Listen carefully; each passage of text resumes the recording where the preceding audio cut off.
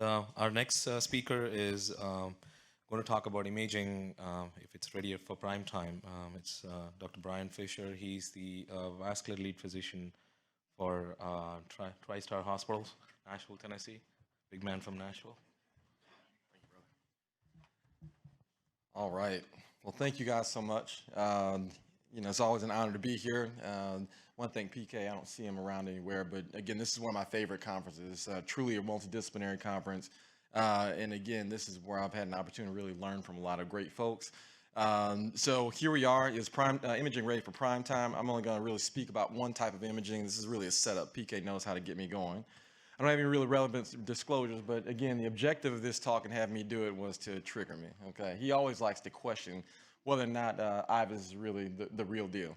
And as you guys already know, for the past, I don't know, 6 or 7 years, I've really been a champion. I stand by the use of IVUS and its use in every single arterial and venous case.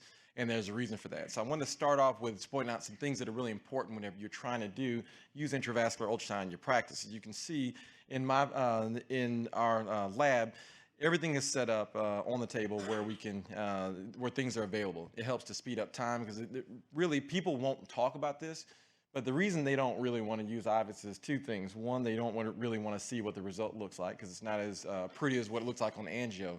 And two, it takes more time. The reality is you have to be more diligent, okay? And there are times at the end of the day when I've done a long case, not 7 hour, but a 2 hour case, and I want to be done for the day. When I go back in IVUS, it's not going to look pretty like I really wanted to. And so then you have to think about, hey, well, is there more that I have to do here? So it really is the kind of the truth teller.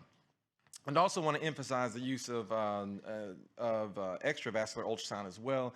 From an imaging standpoint, I think success is absolutely necessary. And again, there are folks out there that can very easily do access under fluoroscopy. However, I think as a general practice, we should be working on accessing vessels under ultrasound guidance. And again, I love to show getting access. We've been doing this now for 10 or 11 years. I had some very important and fairly prolific folks like Art Lee. He hates when I do this, but it really taught me this game and understanding why this is important. This is the primary point in my practice. If you're going to be a limb preservation specialist, you can't really get by without being able to obtain ultrasound-guided retrograde access in fairly small vessels. And again, for our cardiologists and others that are in the room, again, it fairly easily crosses over to other vessels you're going to be accessing as well. Radial access, I was totally wrong about that. I thought it was maybe not the best thing to do. And as it turns out, obviously, that's one of the best modalities as far as treatment and lowering complication rates. So now let's get to the meat and potatoes. Let's get to it, guys. So everybody in here uses angiography, and let's just be honest, it's not good, okay? I don't care how much experience you have. I don't care how much you do. The reality is that we just don't see what we need to see with angiography. And so that's why some of these adjunctive imaging modalities are so important. And you guys out there can give me the side eye all you want, but the literature literally supports this. So, again, I'm being obviously very serious about this, but we truly don't have a good idea of what vessels look like with just using angiography alone. This is one study that just showed that there's a millimeter difference in what you're seeing on angiography routinely and what you're seeing on intravascular ultrasound. And again, this is important when we look at outcomes.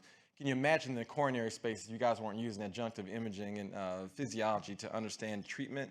Can you imagine how many failures you have? The big difference is whenever one of us messes up, we can always cut off a toe, and it really is a little less conspicuous. You can't just cut out the heart, obviously. So it makes a big difference. That's why imaging is, again, extremely important. So, what does IVUS do? What does it do? It gives us plaque characteristics, vessel diameter, extent of disease. That last point is maybe one of the most important things. We often forget these lesions are long. They look like they're normal in angiography, especially towards the end of the lesion, when in fact you look at it on IVUS, it's actually fairly diseased. So that's one of the important things. Again, vessel diameter, obviously, that makes a big difference in appropriate stent wall apposition and not undersizing. I will tell you too that anecdotally oversizing is a major problem too. If you have a little lady who has a 5 millimeter vessel and you throw a 7 millimeter stent into that vessel, you basically kill it. And you can do a DCB, you can do lots of different modalities, and really the only thing that's going to work is bypassing it. What are some of the drawbacks? Again, image interpretation, and then the appropriate device for the right vessel. And then just trying to figure out, again, what's the way forward? What should we be doing different? So how does IVUS impact outcomes? Again, we're looking at pre-intervention, intra-procedural, and then finally post-intervention. Okay. So pre-intervention, again, you have your procedural planning, your device choice and optimization, and then looking at vessel characteristics, which really helps to drive what you're going to do. I always look at people a little different. They get kind of the skeptical look when I walk into their room and they only have one type of atherectomy device. If you can imagine, there are all these different things, all the changes in morphology that we see, and oftentimes it's mixed. How can you adequately treat treat the patient in a personalized manner if you're using this same device on every single patient? And again, I think that using advanced modalities really shows you how inadequate it is to do so. So it also helps to plan on what we're doing. So again, I talked about atherectomy. You guys know that atherectomy is probably on the chopping block. And one of the things I've been saying now for 5 or 6 years is that there are several things that we can show with intravascular ultrasound and other imaging to show that atherectomy actually makes a difference. Yes, there are people that take a 9mm laser and go through a 7mm vessel and they bill for it, and we know that that's likely not showing a result. Again, in our practice, what I like to do, just out of curiosity, and then just to be able to show proof that we're actually doing what I'm saying that I'm doing, when I take an atherectomy device through our IVUS beforehand, take the device through, I'll go back again with the IVUS after I've done laser to show that I've got luminal gain, to show that there's been some sort of modification. Again, I really think that that's the way forward, to really show, again, that atherectomy is doing something, because the data simply is just not there. Again, you're thinking about how long you're going to take to be able to treat these lesions. Should you stage it from that standpoint? And then, again, finally, the vessel characteristics. What does it look like on the inside? I'll tell you, based on experience, most of these lesions are actually mixed morphology. There's calcium, intimal calcium, there's fibrofatty plaque. But generally speaking, I see a pretty wide variety, and there's just, again, a mixture of what we end up seeing in those vessels. So again, this just goes to show the different phenotypes of IVUS and grayscale, and again, what we do, what we would end up choosing as far as vessel prep. We have lots of fancy, expensive devices, but should we use lithotripsy here? Again, should we use an atherectomy device that can do aspiration? Should we use no atherectomy device at all? So I'm going to step into plaque morphology. What does it tell you? You're looking at the size, shape, and composition of the plaque itself. Again, there are different types, and these all can affect the risk of complications, including acute occlusion and accelerated recurrent disease after treatment. Again, you need to remind patients that what you're doing is not a cure. I tell them all the time, I'm going to be able to make you better. We're going to work on saving your limb, but this is just a stopgap. You're going to be back, hopefully not within the next 3 to 6 months. Hopefully we can stretch it out to 2 or 3 years.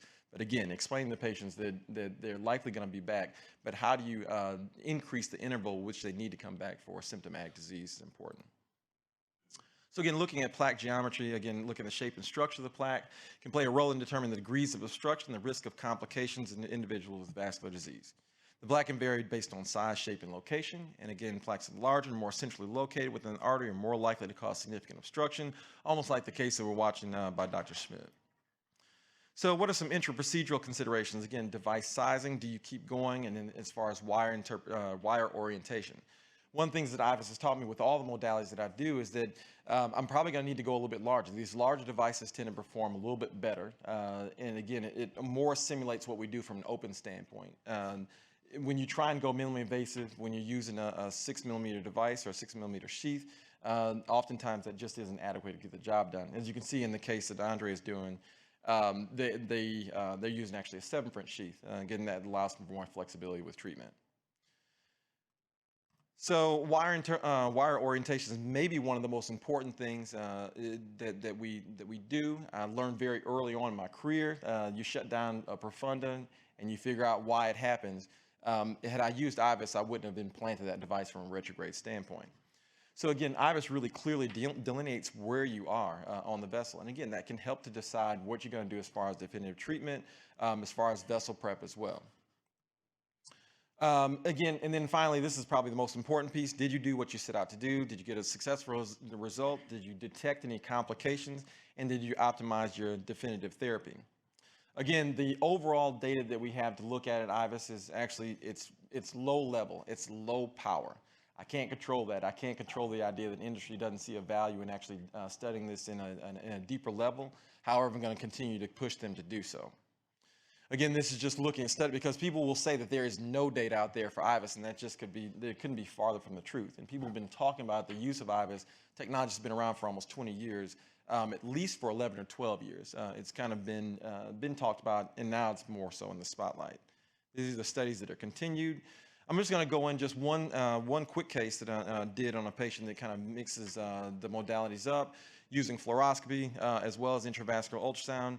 Patient with a renal transplant, poorly fitting prosthetic, wants to be able to golf, unable to do so. We've got a distal target in the anterior tibial. We didn't have great imaging as far as arteriography.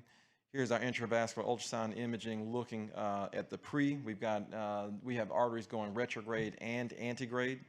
You can see circumferential calcium throughout. Again, that's going to help with our device planning, how we're going to prep the vessel, and what we're going to do to get a good result.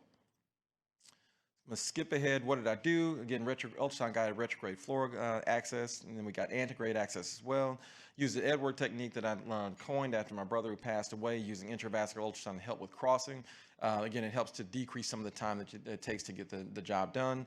I like to use coronary stents in the proximal tibials. They have the best results and best patency.